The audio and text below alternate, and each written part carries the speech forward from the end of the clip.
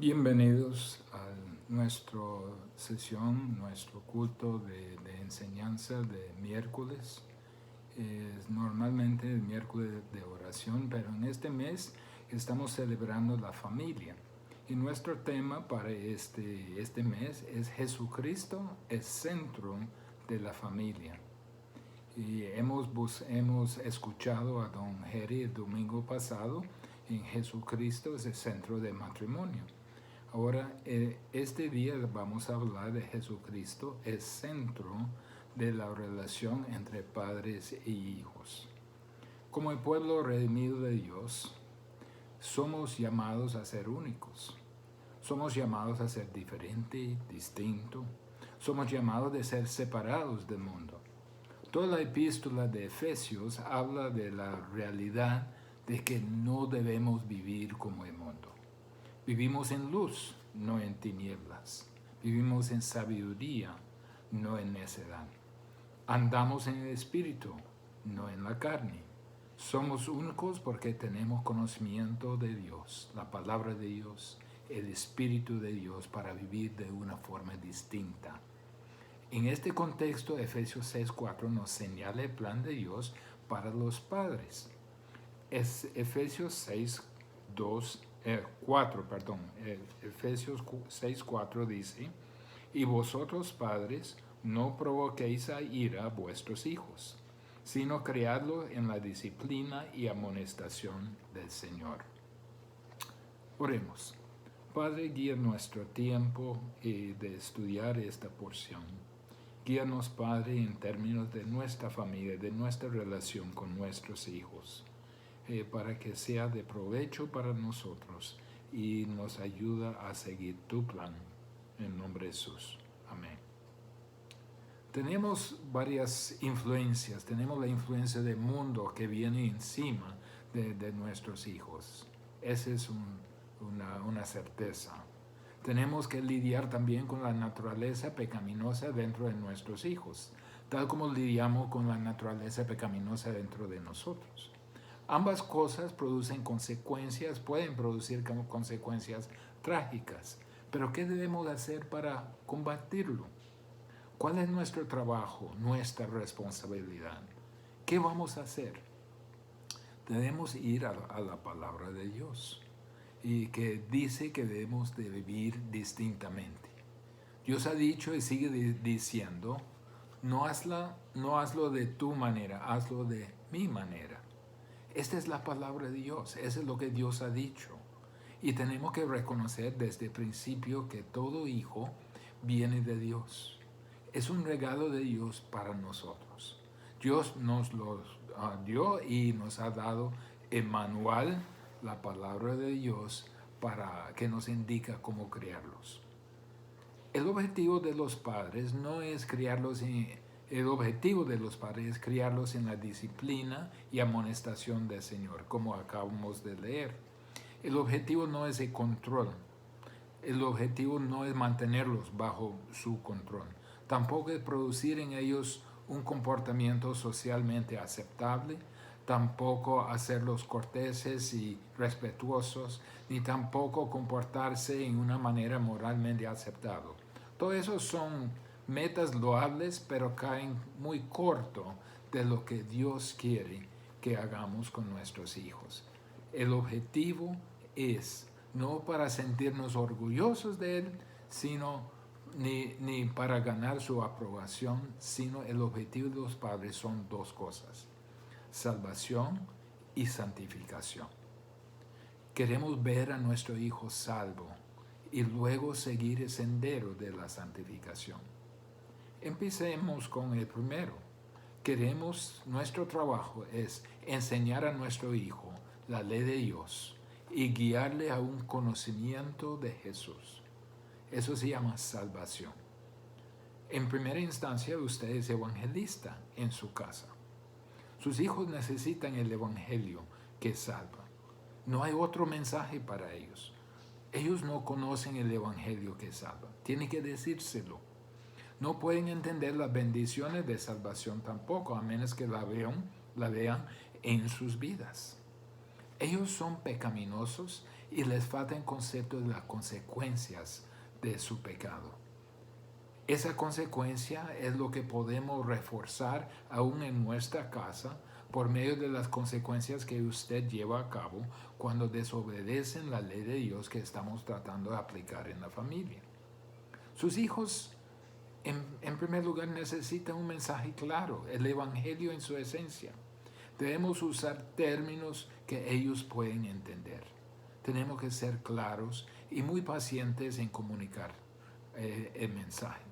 No se complique con un montón de palabrillas y con argumentos técnicos y teológicos. Hay que ser bien claros. Hay varios elementos. Primero hay que enseñarles la santidad de Dios.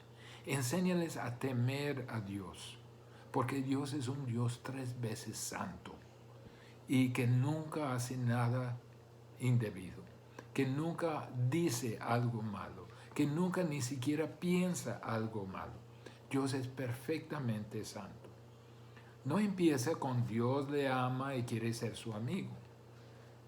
Eso no tiene sentido a menos que ellos sepan que Dios es santo. Empieza con la norma santa de Dios. Como dice en Levítico 11:44. Dice, porque yo soy Jehová vuestro Dios. Vosotros, por tanto, os santificaréis y seréis santo, porque yo soy santo. Y en Mateo 5:48 dice lo siguiente: sed pues vosotros perfectos, como vuestro Padre que está en los cielos es perfecto. Al leerles este versículo, pregúntales si son perfectos como Dios. Ellos saben que no lo son. Dios odia pecado porque Dios es santo. Pecadores nunca podrán pararse en su presencia. Muchos de nosotros conocemos a Salmo 1. Salmo 1, versículo 5 dice, no se levantarán los malos en el juicio. Dios tiene una norma santa y eso es donde debemos empezar. En segundo lugar, debemos enseñarles su pecado. Ellos necesitan ver que son pecadores y entienden que no puede alcanzar la norma santa de Dios. Diles que el Evangelio es la solución para el pecado y que el énfasis de las buenas nuevas es el mensaje de perdón para una persona que de otra forma será condenado y perecerán en el infierno para siempre. Diles que Dios le dará ese perdón. Tal como en casa, usted tiene normas, pero cuando ellos infringen esas normas y vienen en arrepentimiento, hay perdón. Puede hablar de todos los actos específicos de pecado, como mentiras, como robar, como malas palabras, etc. Pero más allá de ello, hábleles de que todo aspecto en su vida, aunque tratan de hacer lo mejor que pueden, no es suficiente para alcanzar lo que Dios espera. Como dice Romanos 3, 10 y 11. Dice, como está escrito, no hay justo, ni aun uno. No hay quien entienda, no hay quien busque a Dios. Diles que, aunque ellos sientan que son el único pecador en el mundo, que no son los únicos, que usted estuvo en esa misma situación antes de recibir el perdón de Jesucristo por sus pecados. Vayamos a Marcos, capítulo 2, versículo 17. Dice, los sanos no necesitan de médico, sino los enfermos. No he venido a llamar a justos, sino a pecadores. Ellos necesitan saber que son pecadores, pero también tienen que saber que Jesús vino a llamarle a la salvación. Tal como nos llamó a nosotros, está llamando a ellos. Ellos tienen que entender que no hay nada que puede hacer para ganar su salvación. Está en una situación tan seria y que no tiene la habilidad de sacarse de ahí. no puede perdonarse a sí mismo. Dios es el único que puede perdonar. Todo lo que tratamos de hacer es como Isaías 64, 6.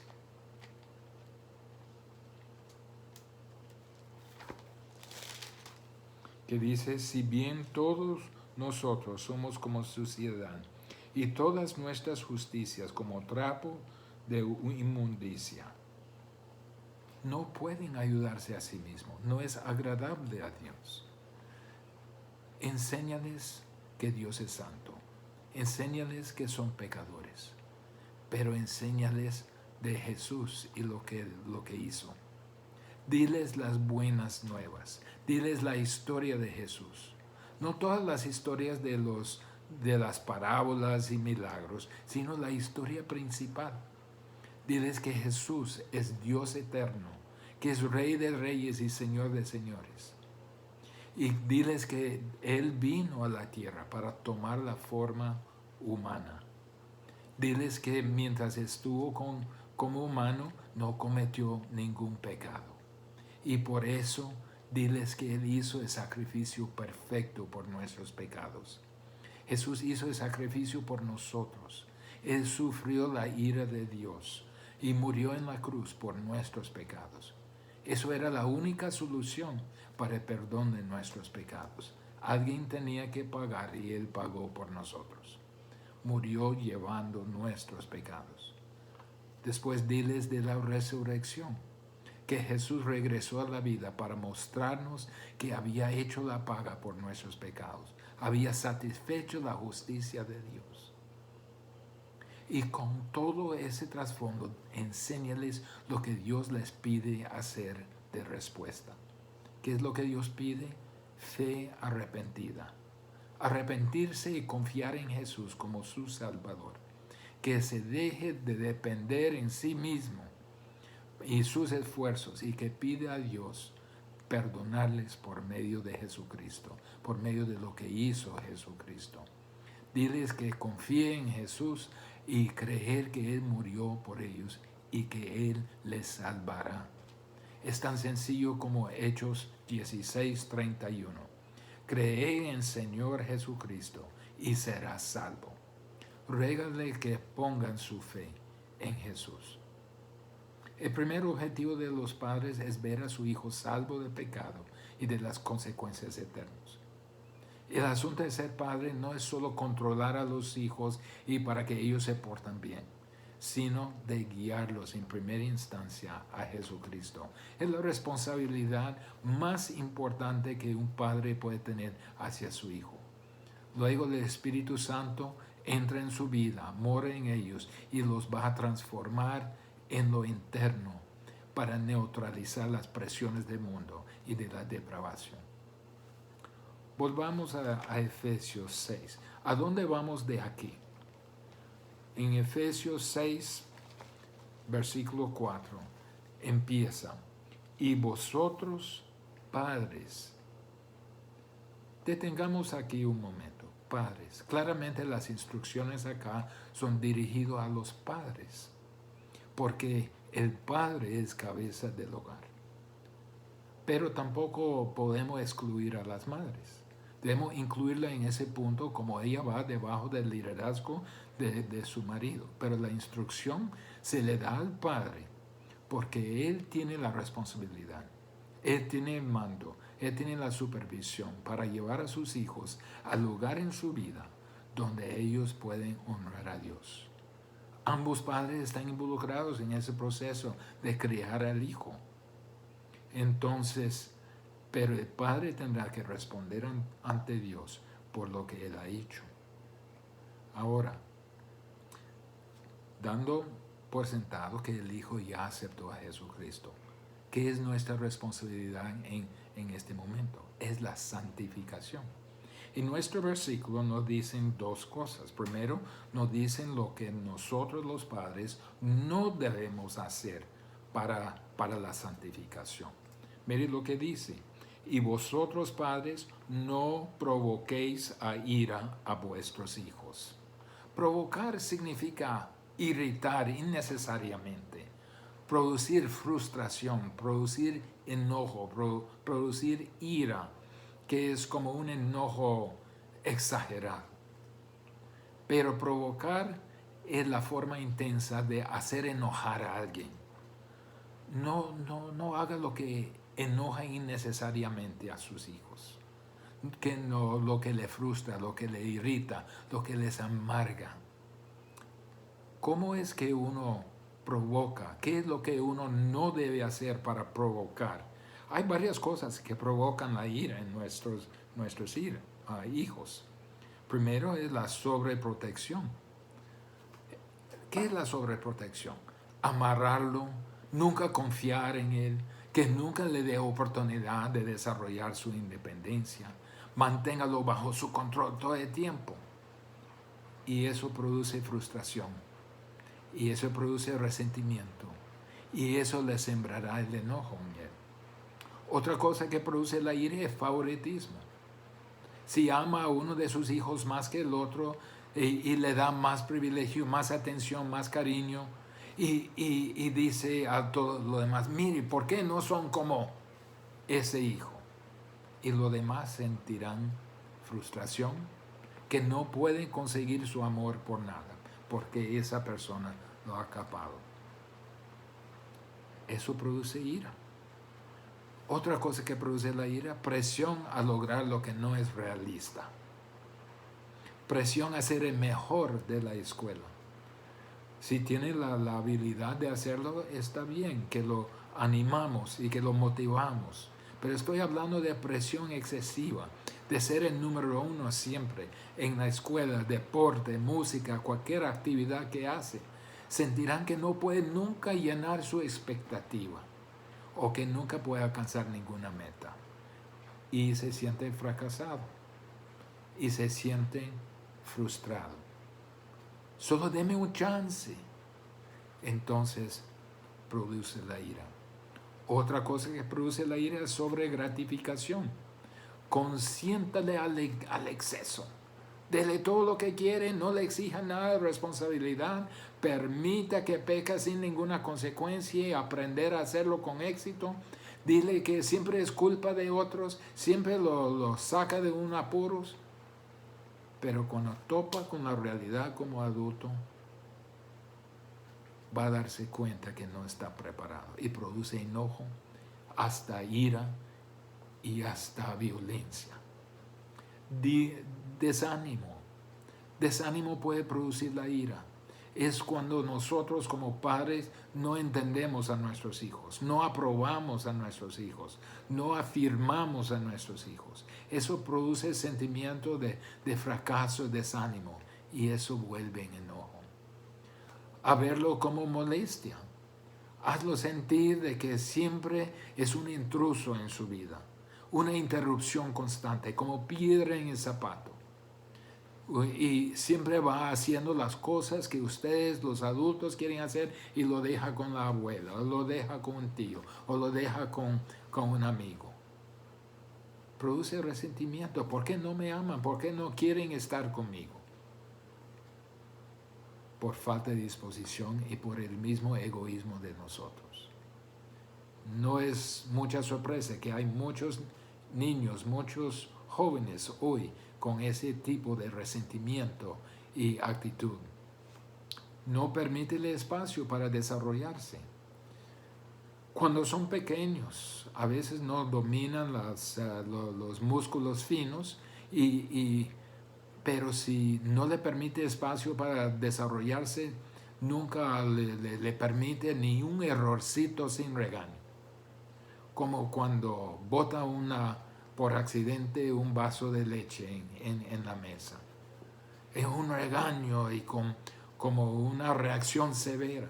No le reconoce ningún progreso si no es perfecto como usted. Nunca puede hacer lo suficiente,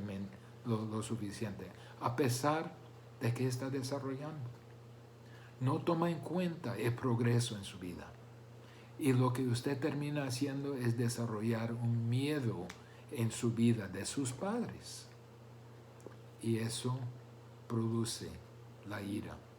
Otros 3, negligencia. No pase tiempo con él. No le dé ninguna disciplina consistente. Que no invierta nada en él. Es como un abandono en su propia familia.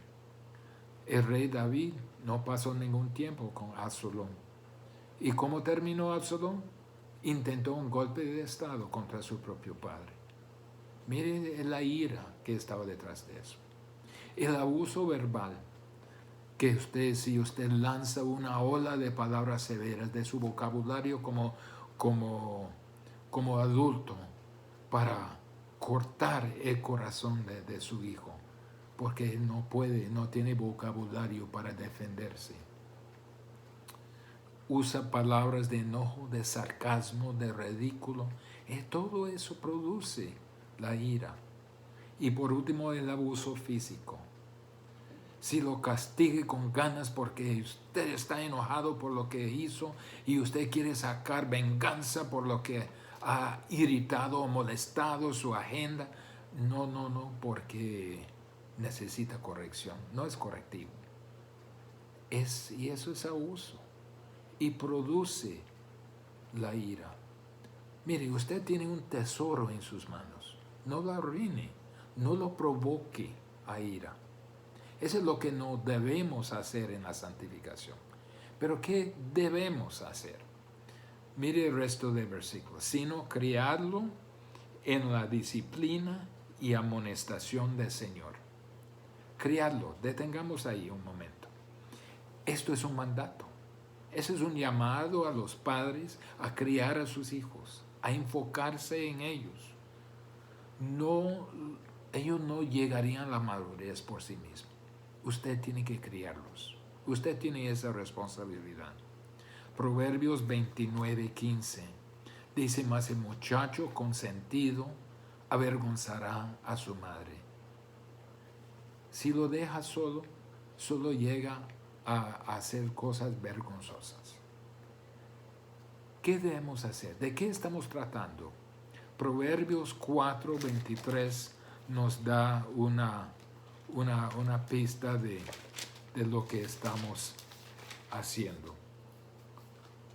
Dice: sobre toda cosa guardada, guarda tu corazón, porque de él mana la vida.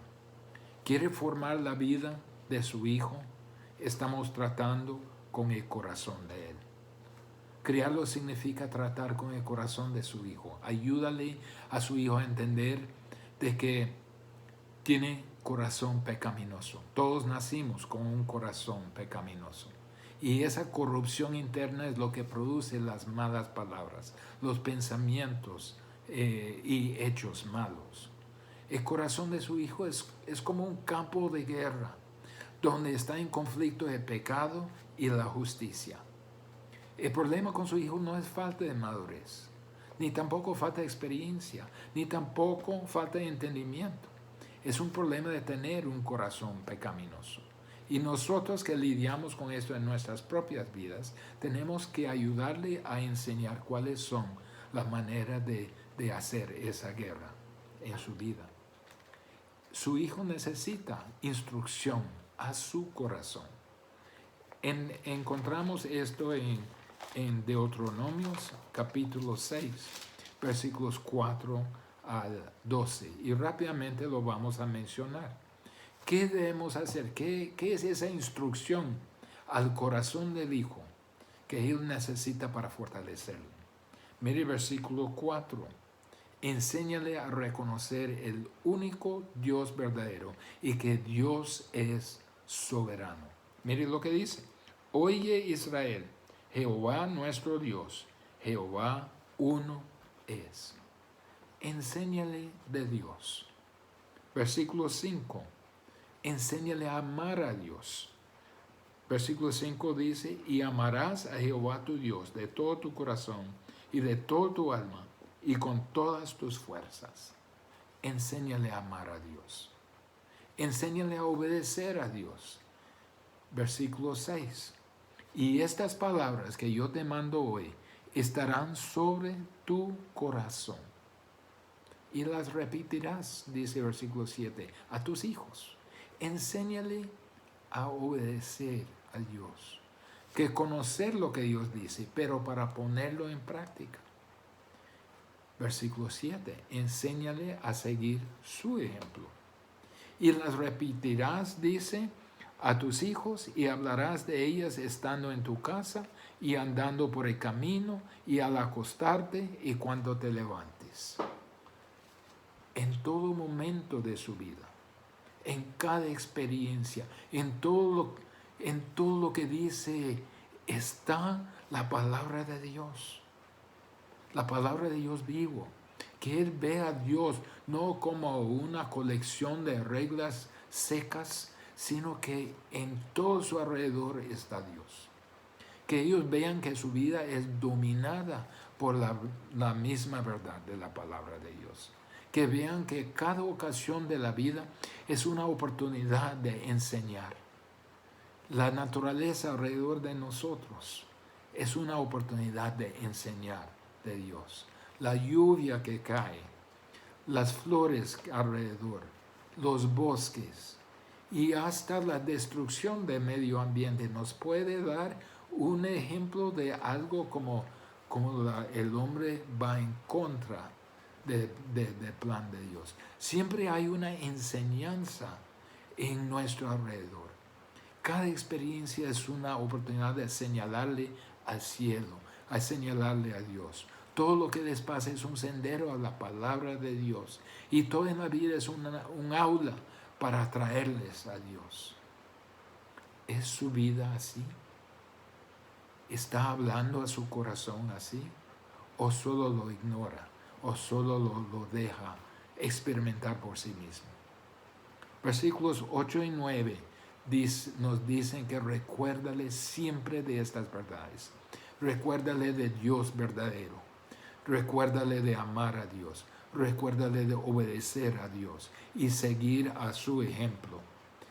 Dice versículos 8 y 9, y las atarás como señal en tu mano, estarán como frontales entre tus ojos, y las escribirás en los postes de tu casa y en tus puertas. Toda nuestra vida es un recordatorio de lo que es Dios y lo que hace Dios en nosotros. Recuérdale siempre. Y versículo 12. Cuídate de no olvidarte de Jehová, que te sacó de la tierra de Egipto, de casa de servidumbre. Cuídate de no olvidarte. Enséñale a tener cuidado con el mundo alrededor, de ser sensible a los peligros. Advierte a sus hijos que al llegar al mundo, empezar a ver todo lo que hay, empiecen a probar, a gustar, sentir, experimentar, que no se olvidan de Dios. Volvamos a Efesios 6, 4. La última parte dice, y vosotros padres, no provoquéis a ira a vuestros hijos, sino criadlo en la disciplina y amonestación del Señor. Criadlo en disciplina, dice. Se requiere entrenamiento, instrucción, aprendizaje. Esa palabra disciplina tiene que decir conformidad obligada. En su esencia significa entrenamiento, lo cual requiere disciplina. Se trata de conformidad obligada de corazón y vida a Dios. Se conforma a Dios y a los principios de su palabra. ¿Cómo puede lograrlo? Varias maneras. Criarlos, entrenarlos con disciplina y castigo, pero con instrucción y aprendizaje. Y entrenamiento y esa conformidad obligada de corazón y vida a Dios y a los principios de su palabra. Usted está formando a una persona, pero no tolere la rebelión contra Dios en su hijo. Su voluntad tiene que sujetarse a Dios. Es una ofensa a Dios rebelarse a Dios. Enséñale que son llamados a obedecer la ley de Dios y ahí encuentra su realización. Lo que no pueden hacer, ellos no lo pueden hacerlo, aparte de la gracia de Dios que obra en ellos. Por último, criarlo en la amonestación. Este término tiene la idea de advertencia.